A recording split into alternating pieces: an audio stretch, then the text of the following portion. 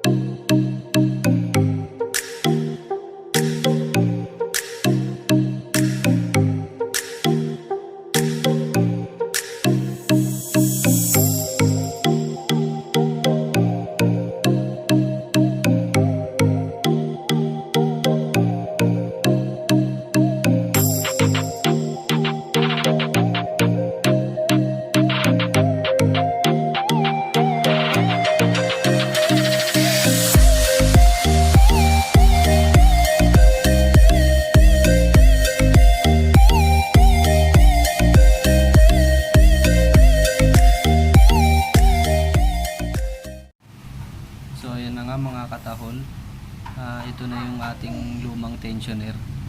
Bali kanina itinuro sa akin ng mekaniko kung paano ba ang tamang pagkabit nito sa ating motor. Papakita ko sa inyo, ito yung lock nya. Nakalagay siya dito, naka-insert lang siya dyan. So kailangan bago nyo siya ikabit sa motor nyo, kailangan nakababa siya na ganyan, tapos nakalagay yung lock niya dito. Nakalagay yan, nakaganyan yan. Nakalagay yung lock niya dito. Kasi pag tinanggal niyo yung lock niyan, tinanggal niyo yan, bababa to. Bababa yan pag ganun. Pero ito kasing atin, sira na kasi ito kaya ganyan na siya, hindi na siya bumababa.